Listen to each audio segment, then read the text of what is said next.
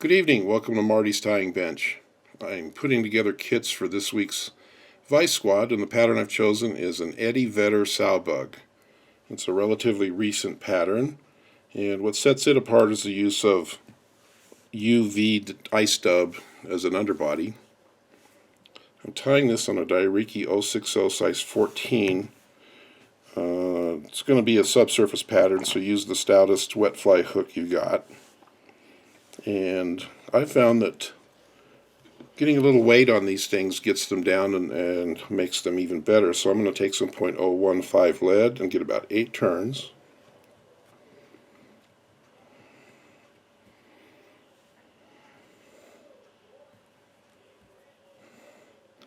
And that tag makes a 9th turn. So what I'm going to do is compress those together, get my fingers on them, and just pull 1 turn back off.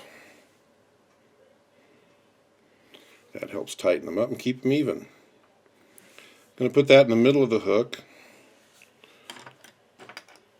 and start my thread. Any gray thread will do, 6/0, 8/0.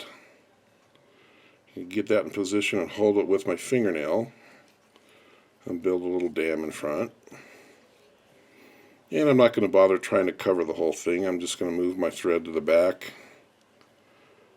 and build a dam behind it, and count on my dubbing to cover up those lead wraps.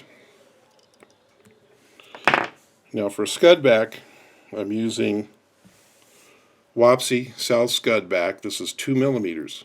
What you're used to seeing is a 1/4 of an inch and an 1/8 of an inch, and this is a bit smaller yet, which makes it very handy for flies like this. Now I could cut that off to a tip and it would be a little easier to tie in, but if you just take a minute and control your thread and get that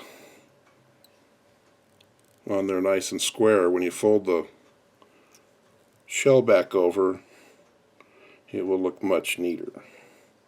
Now I'm gradually increasing my thread tension so I can hold that in place.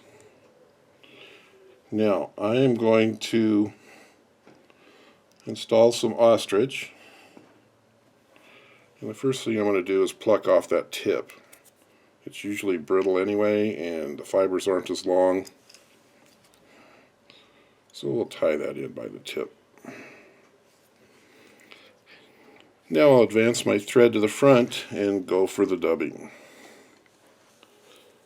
Ice dub, UV gray. You'll find that the fibers on these things are kind of long and straight, so what I'm going to do is kind of tease them until they're all going in the same direction, and then cut them off in pieces about 1/2 an inch long. Those long fibers are kind of hard to work with dubbing, and you get a lot of long strays on this, so now I've got a bundle of shorter fibers which should be easier to handle, easier to dub with.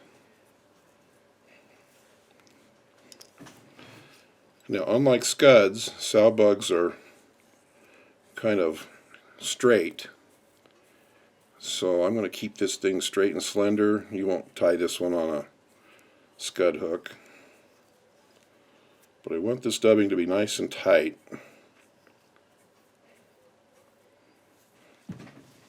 You can start fairly close to the eye. You don't need to save very much space to finish this.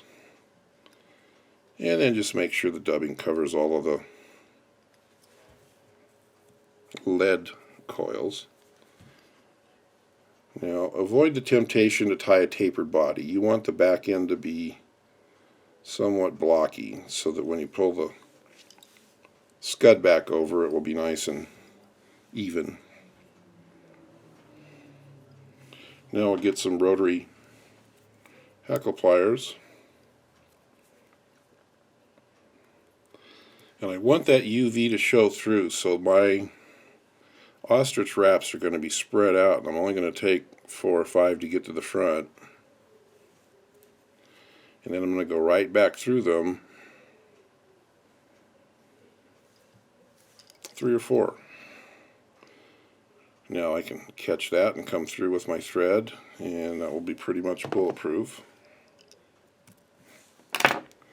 And you can see the dubbing show through. That's the whole key here. Now I've got my toothbrush back from Wisdom Tooth days, and that's pretty handy, just a few strokes to pull out any fibers that you bound down by going back and forth with your ostrich. When I pull the scud back over, you only want to stretch it just a little bit. Don't stretch it very far unless you have to, but I'm just going to get a tiny bit of stretch, enough so that it adopts the shape of the hook.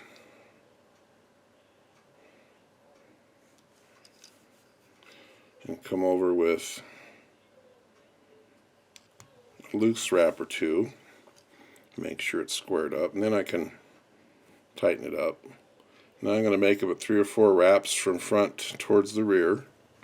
Now you see that little thread turtleneck. Now I can fold that back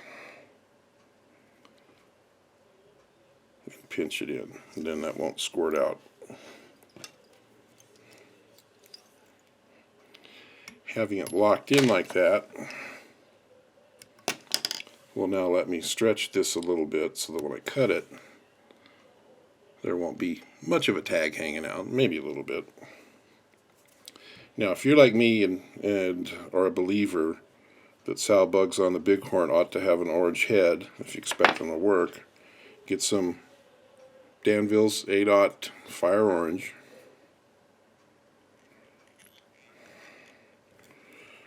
Start your thread and make 4 or 5 towards the back, and then go straight to your whip finisher. Come back to the front.